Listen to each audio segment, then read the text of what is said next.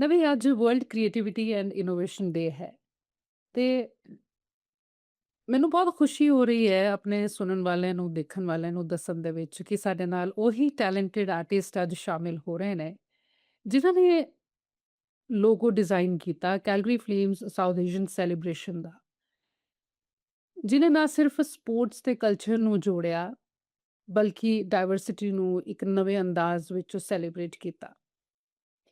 ਮੇਰੇ ਨਾਲ ਅੱਜ ਉਹੀ ਟੈਲੈਂਟਡ ਆਰਟਿਸਟ ਨੇ ਜਿਨ੍ਹਾਂ ਨੇ ਲੋਗੋ ਡਿਜ਼ਾਈਨ ਕਰਕੇ ਜੋ ਸਾਊਥ ਏਸ਼ੀਅਨ ਰੂਟਸ ਨੇ ਉਹਨਾਂ ਦੀ ਜੋ ਵਾਰਮਥ ਹੈ, ਕੈਲਗਰੀ ਦੀ ਜੋ ਸਪਿਰਿਟ ਹੈ ਤੇ ਕ੍ਰੀਏਟੀਵਿਟੀ ਦੀ ਇੱਕ ਜੋ ਪਾਵਰਫੁਲ ਕਹਾਣੀ ਹੁੰਦੀ ਹੈ, ਉਹਨੂੰ ਸਾਰਿਆਂ ਨੂੰ ਇਕੱਠਾ ਲੈ ਕੇ ਆਇਆ। ਆਪਾਂ ਉਹਨਾਂ ਦੇ ਨਾਲ ਗੱਲਬਾਤ ਕਰਾਂਗੇ, ਜਾਣਦੇ ਹਾਂ ਉਹਨਾਂ ਦੀ ਜਰਨੀ ਦੇ ਬਾਰੇ, ਉਹਨਾਂ ਦੀ ਇੰਸਪੀਰੇਸ਼ਨ ਕੀ ਰਹੀ ਤੇ ਉਹਨਾਂ ਦੀ ਕਹਾਣੀ ਇਸ ਡਿਜ਼ਾਈਨ ਦੇ ਪਿੱਛੇ ਜੋ ਧੜਕਦੀ ਹੈ ਤੇ ਧੜਕਦੀ ਰਹੇਗੀ ਹਮੇਸ਼ਾ ਦਿਲਾਂ ਦੇ ਵਿੱਚ। ਨਵੀਂ ਤੁਹਾਡਾ ਬਹੁਤ-ਬਹੁਤ ਸਵਾਗਤ। Thank you so much. ਨਵੀਂ ਪਹਿਲਾਂ ਸਭ ਤੋਂ ਪਹਿਲਾਂ ਆਪਾਂ ਸ਼ੁਰੂਆਤ ਕਰਦੇ ਹਾਂ ਤੁਹਾਡੀ ਆਰਟਿਸਟਿਕ ਜਰਨੀ ਜੋ ਹੈ, ਉਹਦੀ ਸ਼ੁਰੂਆਤ ਕਿਵੇਂ ਹੋਈ? ਕਦੋਂ ਤੁਹਾਨੂੰ ਇਹ ਅਹਿਸਾਸ ਹੋਇਆ ਕਿ ਆਰਟ ਤੇ ਡਿਜ਼ਾਈਨ ਜੋ ਹੈ ਉਹ ਸਿਰਫ਼ ਇੱਕ ਤੁਹਾਡੇ ਵਾਸਤੇ ਇੰਟਰਸਟ ਨਹੀਂ ਹੈ, ਆਪਾਂ ਕਈ ਵਾਰੀ ਸਿਰਫ਼ ਹੌਬੀ ਲੈ ਕੇ ਚੱਲਦੇ ਹਾਂ ਕਿ ਇਟਸ ਅ ਹੌਬੀ ਬਟ ਤੁਹਾਨੂੰ ਲੱਗੇ ਹਾਂਜੀ। ਕਿ ਇਹ ਪੈਸ਼ਨ ਹੈ ਤੁਸੀਂ ਇਹਨੂੰ ਪਰਸਿਊ ਕਰ ਸਕਦੇ ਹੋ ਐਜ਼ ਕਰੀਅਰ ਐਜ਼ ਵੈਲ। ਸੋ ਜਦੋਂ ਮੈਂ ਨਿੱਕੀ ਸੀ ਮੈਨੂੰ ਹਮੇਸ਼ਾ ਜਿਵੇਂ ਸ਼ੌਂਕ ਸੀ ਲਾਈਕ ਮਾੜੀ ਜੀ ਡਰਾਇੰਗ ਕਰ ਲਈ, ਪੇਂਟਿੰਗ ਕਰ ਲਿਆ ਪਰ ਮੈਂ ਹਮੇਸ਼ਾ ਕਹਿੰਦੀ ਹੁੰਦੀ ਸੀ ਵੀ ਮੈਂ ਤਾਂ ਡਾਕਟਰ ਹੀ ਬਣੋ ਬਿਕਾਜ਼ ਆਪਣੇ ਕਲਚਰ ਚ ਬਣੇ ਹੋਏ ਸੀ ਜਾਂ ਡਾਕਟਰ ਬਣੋ ਜਾਂ ਲਾਇਰ ਵਟਐਵਰ ਰਾਈਟ ਹਨਾ ਸੋ ਉਹ ਮੇਰੇ ਦਿਮਾਗ 'ਚ ਸੀ ਵੀ ਮੈਂ ਡਾਕਟਰ ਬਣੂ ਬਟ ਇਹ ਚੀਜ਼ਾਂ ਮੈਨੂੰ ਬਹੁਤ ਪਸੰਦ ਆਉਂਦੀਆਂ ਸੀ ਐਂਡ ਦੈਨ ਮੇਰੇ ਮਮ ਵੀ ਵੈਸੇ ਆਪਦੇ ਹਿਸਾਬ ਨਾਲ ਸ਼ੀ ਵਾਸ ਐਨ ਆਰਟਿਸਟ ਟੂ ਜਿਵੇਂ ਉਹ ਸਾਡੇ ਸੂਟ ਡਿਜ਼ਾਈਨ ਕਰਦੇ ਹੁੰਦੇ ਸੀ ਇੰਡੀਆ ਨੂੰ ਫੋਨ ਕਰਨਾ ਵੇ ਇਦਾਂ ਦੀ ਕਢਾਈ ਕਰ ਲਓ ਆਹ ਰੰਗ ਕਰ ਲਓ ਐਂਡ ਈਵਨ ਮਾਈ ਡੈਡ ਉਹ ਵੀ ਬਹੁਤ ਆਪਦੇ ਹੈਂਡਸ ਨਾਲ ਕ੍ਰੀਏਟਿਵ ਸੀਗੇ ਜਿਵੇਂ ਕੋਈ ਲੱਕੜੀ ਦਾ ਪੀਸ ਪਿਆ ਉਹਨਾਂ ਨੇ ਕੁਛ ਨਾ ਕੁਛ ਬਣਾ ਦੇਣਾ ਲਾਈਕ ਬਰਡ ਹਾਊਸ ਔਰ ਦਿਸ ਔਰ ਦੈਟ ਜਿਹੜਾ ਵੀ ਚਾਹੀਦਾ ਸੀ ਸੋ ਗਰੋਇੰਗ ਅਪ ਮੈਨੂੰ ਕ੍ਰੀਏਟਿਵਿਟੀ ਵੀ ਸੀ ਤੇ ਪਰ ਰਿਸੋਰਸਫੁਲਨੈਸ ਵੀ ਕੋਈ ਚੀਜ਼ਾਂ ਵੇਸਟ ਨਾ ਕਰੋ ਵੀ ਸਾਰਾ ਕਿਵੇਂ ਯੂਜ਼ ਕਰ ਸਕਦੇ ਹਾਂ ਸੋ I think growing up with parents who had that mindset, it allowed me to open up. So in the high school ਦੇ ਵਿੱਚ ਸਾਰੇ ਕਹਿੰਦੇ ਸੀ ਵੀ I want to go into school for science and doctorate and this and that. ਮੈਂ ਆਪਦੇ parents ਨੂੰ ਕਿਹਾ ਮੇਰਾ ਜੀ ਕਰਦਾ ਵੀ ਮੈਂ ਸਕੂਲ ਫੈਸ਼ਨ ਡਿਜ਼ਾਈਨ ਲਈ ਜਾਵਾਂ ਲੰਡਨ ਤੱਕ ਸੋ I found a program ਤੇ ਉਹ ਕਹਿੰਦੇ ਤੂੰ ਕਰ ਲਾ ਜਿਹੜਾ ਕੁਛ ਕਰਨਾ ਵੀ if you're happy doing fashion design ਅਸੀਂ ਤੈਨੂੰ ਭੇਜ ਦਾਂਗੇ so I actually moved to London ਉੱਥੇ 3 ਸਾਲ ਦੀ ਮੈਂ ਡਿਗਰੀ ਕੀਤੀ ਉੱਥੇ ਐਂਡ ਫਿਰ I moved back ਤੇ ਕੈਲਗਰੀ ਚ ਵੈਸੇ ਫੈਸ਼ਨ ਇੰਡਸਟਰੀ ਵਾਲੀ ਹੈ ਨਹੀਂ ਗਈ ਸੀ so I worked retail visual merchandising ਏਦਾਂ ਦੀਆਂ ਚੀਜ਼ਾਂ and then eventually ਮੈਂ ਆਪਦੀ ਮਹਿੰਦੀ ਦੀ ਬਿਜ਼ਨਸ ਸ਼ੁਰੂ ਕਰ ਲਈ ਸੀਗੀ so ਮਹਿੰਦੀ ਮੈਂ ਕੀਤੀ 14 years ਲਈ so even though ਮੈਂ ਸਕੂਲ ਫੈਸ਼ਨ ਲਈ ਗਈ I learned the basics there like drawing ਮੈਂ ਉੱਥੇ ਸਿੱਖੀ sewing pattern making ਏਦਾਂ ਦੀਆਂ ਚੀਜ਼ਾਂ ਉਦੋਂ ਮੈਂ London Fashion Week 'ਚ ਵੀ ਕੰਮ ਕੀਤਾ so I worked with a few designers ਤੇ ਮੈਨੂੰ ਦਿਸਿਆ ਵੀ ਕਿੰਨਾ fast paced ਆ ਪਰ also ਕਿੰਨਾ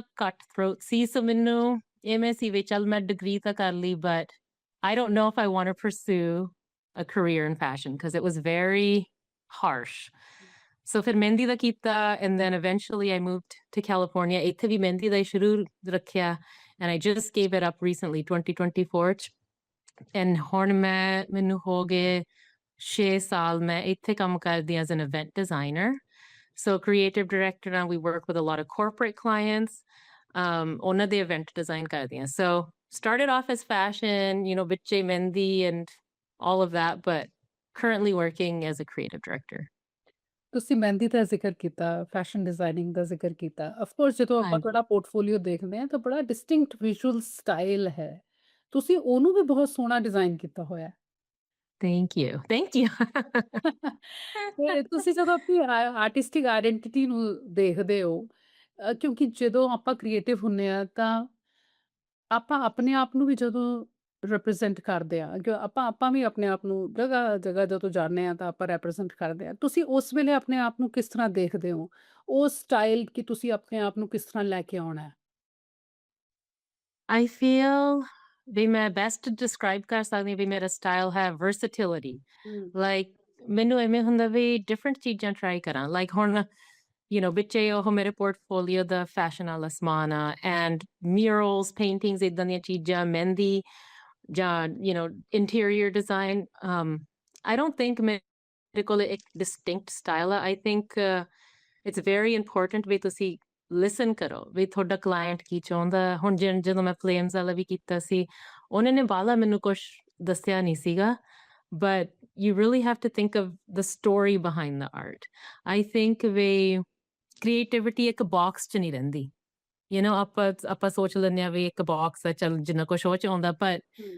my box is open and I want to try new things every day. So ਮੇਰਾ style evolve ਹੋਈ ਜਾਂਦਾ as I continue. Um, and after doing the Calgary Flames project, like ਹੁਣ ਮੇਰਾ ਜੀ ਕਰਦਾ ਇੱਕ paintings ਦੀ series ਕੱਢਣ ਨੂੰ where I do focus on South Asian because ਮੈਨੂੰ ਬਹੁਤ ਵਧੀਆ ਲੱਗਿਆ ਉਹ project create ਕਰਨ ਨੂੰ but I want to take it even back to our roots. ਤੇ Yeah. ਮੰਮੀ ਜਦੋਂ ਬਹੁਤ ਸਾਰੇ ਜੋ ਆਰਟਿਸਟ ਹੁੰਦੇ ਨੇ ਉਹਨਾਂ ਦੇ ਪਰਸਨਲ ਐਕਸਪੀਰੀਐਂਸਿਸ ਉਹਨਾਂ ਦਾ ਕਲਚਰ ਉਹਨਾਂ ਤੋਂ ਉਹ ਇਨਸਪੀਰੇਸ਼ਨ ਲੈਂਦੇ ਨੇ ਹੁਣ ਤੁਹਾਡੇ ਸਾਊਥ ਏਸ਼ੀਅਨ ਬੈਕਗ੍ਰਾਉਂਡ ਤੇ ਕੈਨੇਡਾ ਦੇ ਵਿੱਚ ਜੋ ਤੁਹਾਡੀ ਲਾਈਫ ਹੈ ਉਹ ਤੁਹਾਡੀ ਜੋ ਕ੍ਰੀਏਟਿਵ ਐਕਸਪ੍ਰੈਸ਼ਨ ਹੈ ਉਹ ਉਹਨੂੰ ਕਿਵੇਂ ਸ਼ੇਪ ਕਰਦਾ So I think ਆਪਣੀ culture ਚੋਂ ਮੈਂ ਇਹ details ਸਿੱਖੀ craftsmanship ਹਨਾ like ਜੇ ਹੁਣ ਤੁਸੀਂ ਆਪਣੇ ਸੂਟ ਵੀ ਦੇਖੋ ਬਹੁਤ details ਹੁੰਦੀਆਂ ਕਿੰਨਾ ਚਿਰ ਲੱਗ ਜਾਂਦਾ ਹੈ ਕਢਾਈ ਕਰਨ ਨੂੰ ਇੱਕ ਸੂਟ ਤੇ it requires a lot of patience ਮੈਂ ਵੀ ਹੈਰਾਨ ਹੁੰਨੀ ਆ ਦੇਖ ਕੇ ਵੀ ਕਿੰਨਾ ਬਰੀਕੀ ਦਾ ਕੰਮ ਆ so I think ਜਿਹੜੇ details ਮੇਰੇ ਕੰਮ ਚ ਜਾਂਦੇ ਆ ਉਹ definitely ਮੇਰੇ South Asian background ਤੋਂ ਆਏ ਆ whether that's ਸੂਟਾਂ ਤੇ ਕਢਾਈ ਜਾਂ shawls ਤੇ ਜੋ ਵੀ ਜਦੋਂ ਹੁਣ ਅਸੀਂ ਇੰਡੀਆ ਵੀ ਗਏ ਸੀਗੇ back in the early 2000s ਉਦੋਂ ਅਸੀਂ ਸਾਰੇ ਜਿਵੇਂ ਗੁਰਦੁਆਰਿਆਂ ਚ ਵੀ ਟੂਰਸ ਕੀਤੀਆਂ we went to Agra ਤੇ ਜਿੱਥੇ ਵੀ ਜਾਂਦੇ ਸੀ ਇੰਨੀ intricate detail ਸੀਗੀ architecture ਦੇ ਵਿੱਚ ਵੀ so I was just amazed at the art and the level of art in India and throughout our culture so all details ਜ਼ਰੂਰ ਮੇਰੇ work ਚ ਆਉਂਦੇ ਆ and that's the biggest thing I've taken. And of course, when my mehendi ਕੀਤੀ ਉਹ ਵੀ ਕਿੰਨਾ ਬਰੀਕੀ ਦਾ ਕੰਮ ਆ, right? You have to have a lot of patience for that. So ਉਹ ਹਰੇਕ design ਦੀ ਵੀ meaning, ਜੇ peacock ਮਹਿੰਦੀ ਚ ਪਾਉਂਦੇ ਆ, ਕਹਿੰਦੇ lucky ਹੁੰਦਾ, it's good for ਨਵੀਂ ਸ਼ੁਰੂਆਤ and, fertility, all these things. So there's a lot of symbolism ਆਪਣੀ culture ਚ ਜਿਹੜਾ ਆਪਾਂ ਕਦੇ-ਕਦੇ ਭੁੱਲ ਜਾਂਦੇ ਆ. So I think just incorporating the details is very special to me. ਤੇ ਜਦੋਂ ਆਪਾਂ ਹੁਣ ਬੀਇੰਗ ਅ ਕ੍ਰੀਏਟਿਵ ਪਰਸਨ ਆਪਾਂ ਬਹੁਤ ਛੋਟੀ-ਛੋਟੀ ਚੀਜ਼ਾਂ ਤੇ ਧਿਆਨ ਦਿੰਦੇ ਆ, ਬਰੀਕੀਆਂ ਹਾਂਜੀ, ਤੇ। ਤੇ ਇੱਕ ਹਾਂਜੀ। ਜੋ ਆਰਟਿਸਟ ਹੁੰਦਾ ਨਾ, ਫਿਰ ਉਹ ਕਈ ਵਾਰੀ ਆਪਣੇ ਆਪ ਤੇ ਡਾਊਟ ਕਰਨ ਲੱਗ ਜਾਂਦਾ ਹੈ ਜਾਂ ਬਹੁਤ ਸਾਰੇ ਚੈਲੰਜਸ ਵੀ ਆਉਂਦੇ ਨੇ, ਕਿਉਂਕਿ ਆਪਾਂ ਆਥੈਂਟਿਸਿਟੀ ਦੀ ਵੀ ਗੱਲ ਕਰਦੇ ਆ, ਕਿੰਨਾ ਆਥੈਂਟਿਕ ਹੈ ਵਰਕ। ਤੇ ਆਪਣੇ ਆਪ ਤੇ ਤੁਹਾਨੂੰ ਹੁਣ ਮੈਂ 2 ਸਵਾਲ ਇਕੱਠੇ ਆ ਗਏ ਕਿ ਆਪਣੇ ਆਪ ਤੇ ਕਦੇ ਡਾਊਟ ਹੋਇਆ ਜਾਂ ਤੁਹਾਨੂੰ ਕਦੇ ਇਸ ਤਰ੍ਹਾਂ ਦੇ ਕੋਈ ਚੈਲੰਜਸ ਆਏ being an artist? Definitely. So ਪਹਿਲਾਂ ਤਾਂ ਮੈਂ ਸੋਚਦੀ ਹੁੰਦੀ ਸੀ ਵੀ ਕਿੱਧਰ ਨੂੰ ਪੈ ਗਈ ਮੈਂ like I should have just been a nurse or doctor because ਉਹ career guarantee ਹੁੰਦਾ you know what I mean like easily job ਮਿਲ ਜਾਂਦੀ ਆ there's a path already created ਇਹਦੇ ਵਾਸਤੇ ਕੋਈ path ਨਹੀਂ ਸੀਗਾ ਹੁਣ ਜਦੋਂ ਮੈਂ ਇੱਥੇ Fresno ਵੀ move ਹੋਏ ਆ I started with a company ਜਿਹੜੀ ਆਹ creative department ਹੈ ਨਹੀਂ ਗੀ ਸੀ ਅਸੀਂ ਆਪ ਸ਼ੁਰੂ ਕੀਤੀ ਆ because ਮੈਨੂੰ ਲੱਗਿਆ ਵੀ ਇੱਥੇ need ਹੈਗਾ and also ਜਦੋਂ ਤੁਸੀਂ creative ਹੁੰਦੇ ਆ you have to create your own positions. You have to create your own path. So ਏਦਾਂ ਕਦੇ-ਕਦੇ feel ਤਾਂ ਹੁੰਦਾ ਵੀ challenging ਆ।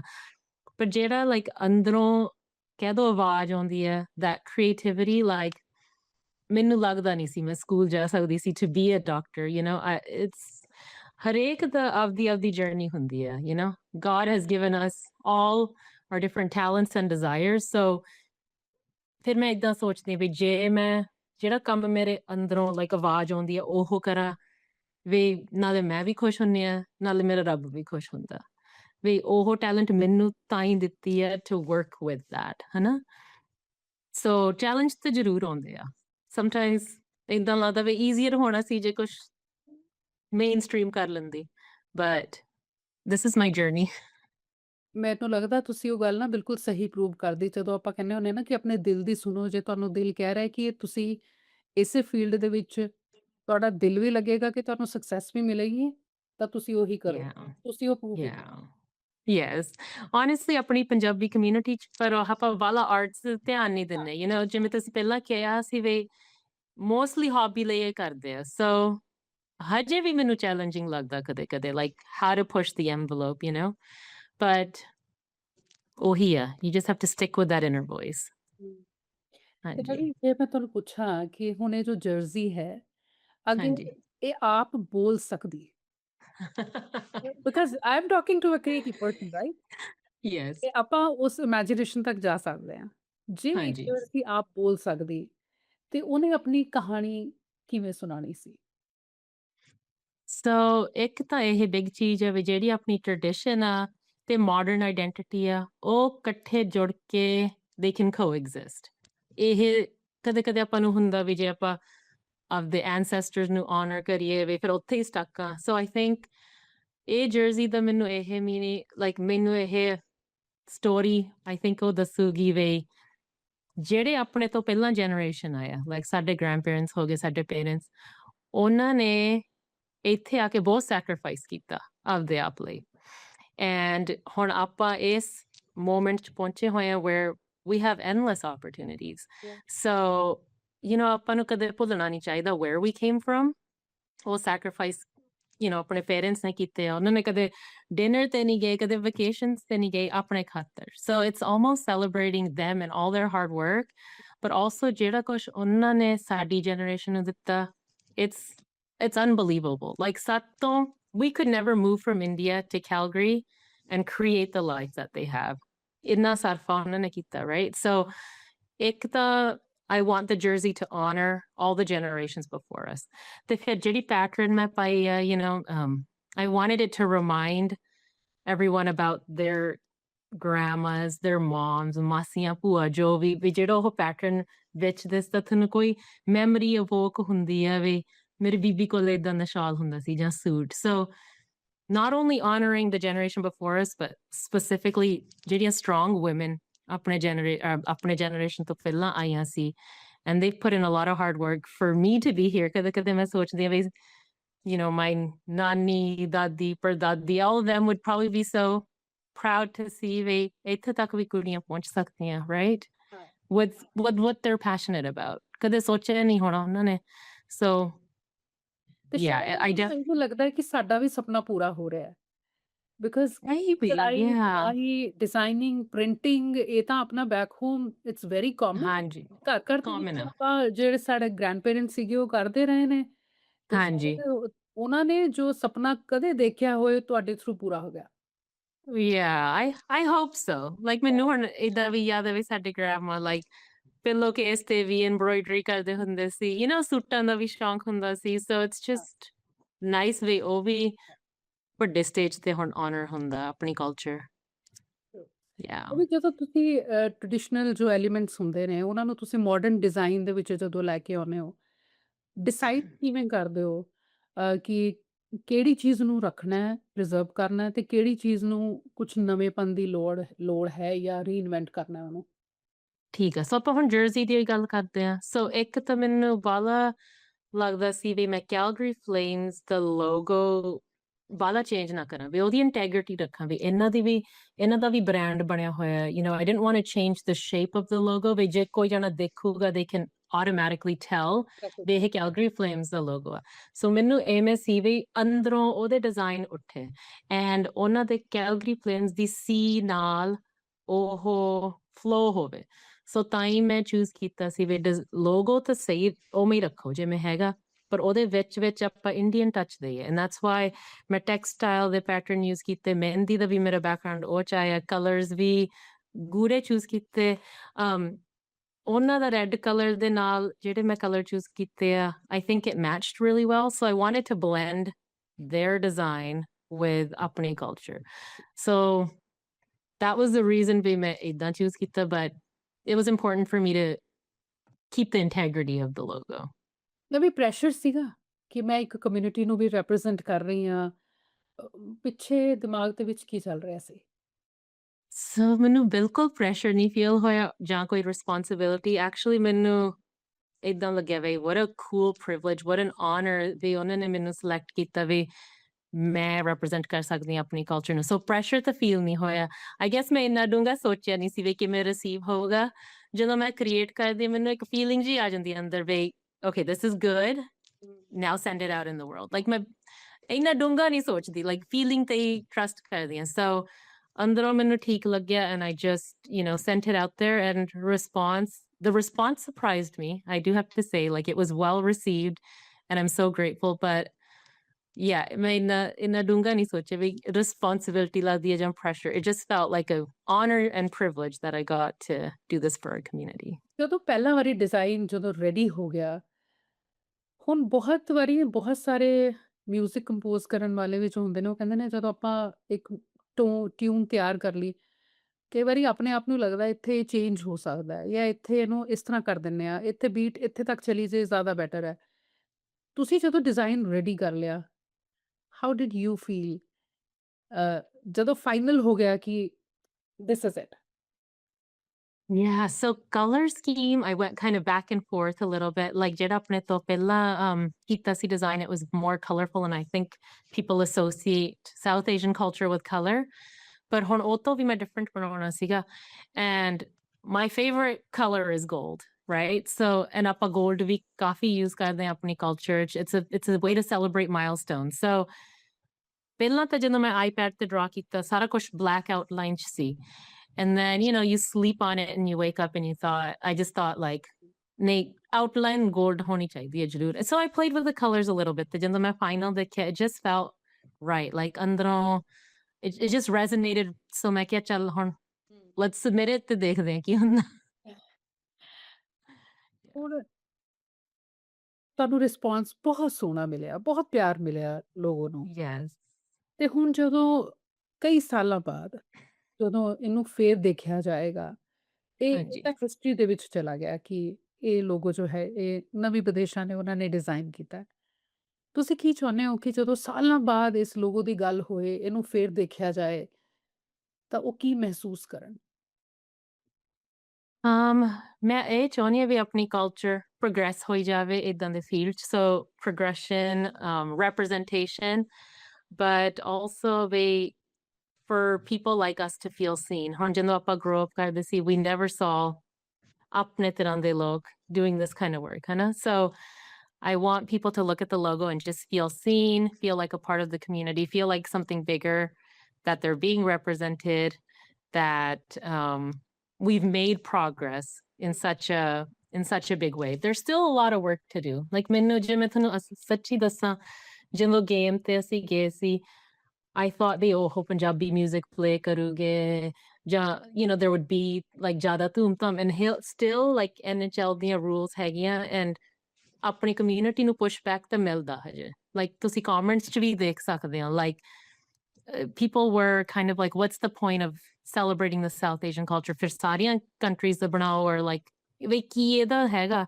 So I think our culture just needs to keep pushing and progressing, but ਹਜੇ ਵੀ ਬਹੁਤ ਕੰਮ ਆ ਕਰਨਾ, for sure. ਕੋਈ ਸੁਪਨਾ ਇੱਕ ਹੁੰਦਾ ਨਾ, ਹੁਣ ਨੈਕਸਟ ਸਟੈਪ, ਇੱਕ ਨੈਕਸਟ ਸਟੈਪ ਹੋ ਗਿਆ, ਸਟੈਪ ਆਪਾਂ ਪਲਾਨ ਕਰ ਸਕਦੇ ਹਾਂ, ਇੱਕ ਸੁਪਨਾ ਕਿ ਹੁਣ ਇਹ ਹਾਂਜੀ। ਹੋ ਗਿਆ, ਹੁਣ ਮੈਂ ਇਹ ਕਰਨਾ ਹੈ। ਹਾਂਜੀ। Oh, that's funny ਵੀ ਤੁਸੀਂ ਇਹ question ਪੁੱਛਦੇ ਹੋ। ਮੇਰੇ husband ਬਹੁਤ ਵੱਡੇ fan ਆ Golden State Warriors ਦੇ, ਤੇ ਉਹ ਵੀ ਏਦਾਂ South Asian night ਕਰਦੇ ਆ। So ਮੈਂ ਕਿਹਾ ਹੁਣ ਆਪਾਂ ਉੱਥੇ ਜਾ ਕੇ jersey ਬਣਾਵਾਂਗੇ ਤੇ ਤੁਹਾਨੂੰ ਜ਼ਰੂਰ Steph Curry ਨੂੰ ਮਿਲਾਵਾਂਗੇ। So that would be amazing if we could go to the NBA. I know ਹੁਣ, ਆਪਣੇ singers ਵੀ halftime show ਤੇ perform ਕਰਦੇ ਆ, and they do have these nights, ਪਰ ਕੋਈ jersey ਨਹੀਂ ਕਦੇ ਦੇਖੀ ਉਹਨਾਂ ਦੀ South Asian ਵਾਲੀ। So I would love to do a South Asian jersey for the NBA. All the very best. Thank you. Thank you. Ravi, ਤੁਹਾਡਾ ਰੈਡ FM ਤੇ ਸਾਡੇ ਨਾਲ ਗੱਲਬਾਤ ਕਰਨ ਲਈ ਤੁਹਾਡਾ ਬਹੁਤ ਬਹੁਤ ਸ਼ੁਕਰੀਆ। Thank you so much. Thank you ਵੀ ਤੁਸੀਂ ਮੇਰੇ ਨਾਲ ਗੱਲ ਕੀਤੀ ਅੱਜ special day ਤੇ World Creativity and Innovation Day, and I just feel blessed. I just feel blessed. Thank you. Thank you.